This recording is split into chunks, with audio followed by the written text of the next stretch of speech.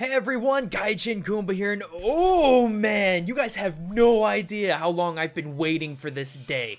I've had a theory about this guy rooting around in my brain ever since May, but now, with the final forms of all the starters revealed, I finally have my ultimate conclusion. I know guys, I know, last time I said I was going to talk about the Alolan Doug trio, but after waking up to this news, I just had to get this video out. Recently, we've seen all of the final forms of the Alolan starters. Decidueye, Incineroar, and Primarina alongside their typings.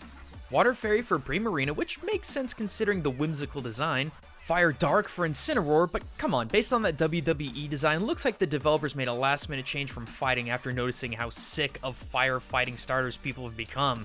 And finally, there's Decidueye, who's Grass... Ghost? Wait, really? Ghost? Why? I mean, sure, grass, I get that, but what about this design has anything to do with ghosts? If nothing else, he bears a far more striking resemblance to Robin Hood with that Forest Archer green motif going on, and for heaven's sake, he's even wearing a hoodie! We go from a tiny, adorable owl with a bow tie to the most Butler Bishi looking Pokemon of all time, and now, he's just a ghost. No real explanation in its evolutionary line, he's just Grass Ghost now. But, I tell you what, believe it or not, there's actually very solid evidence that proves that the typing of Decidueye as Grass Ghost might be one of the most clever things Pokemon has done with design. But the cultural origins of this Pokemon don't reside in Hawaii, Samoa, or any of the Polynesian islands that Sun and Moon is based on. To figure this guy out, we gotta travel almost 3,400 miles directly to the east to find it. That's right, our Robin Hood of the Pokemon world isn't English, he's Mexican. Where we in the US attribute owls to wisdom, knowledge, and adorable memes, Mexican cultures see owls in a very, very different light. According to folklore, there exists a horrible witch named La Lechuza whose name straight up means owl in Spanish. In life, she was just a regular old witch that got caught and was put to death for practicing dark magic. However, her ghost endures in the form of a haggard old woman who has the ability to turn into a dark bird of prey, hell-bent on seeking revenge against all who wronged her.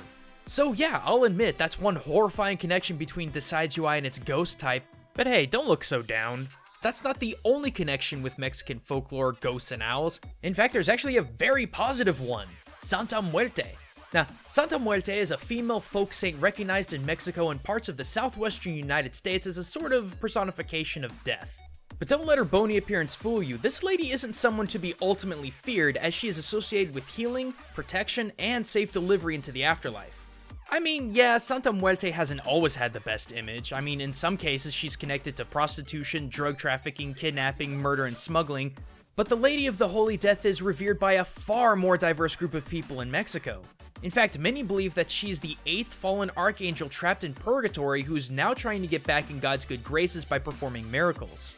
But here's the cool thing about Santa Muerte and Decidueye. She's often depicted as holding several different things. Sometimes it's a scythe to establish a role of cutting away negative energies as well as being a soul harvester. Sometimes it's even scales to depict her sense of equality to all living, big and small, rich and poor. But oftentimes she's depicted with a companion owl. This is because owls are her messengers between the realm of the living and the realm of the dead. In fact, some believe that the calling of an owl means that death is close. And once that target individual has passed on, their soul is guided into the afterlife. Crazy, right? Who would have thought that something so small and simple as Pokemon typing could have such a massive origin behind it, right? But Decidueye isn't the only owl in video games to have a ghostly past, but we'll get to him later. But for now, thanks for watching everyone. If you want to learn more about the cultural origins of the Pokemon of Sun and Moon, be sure to click those annotations or links in the description to learn more about their amazing ties to the culture we live in. And if you like this kind of content, be sure to subscribe to stay up to date on all of my newest culture and gaming videos. But until next time everyone, this is Gaijin Goombah, signing out.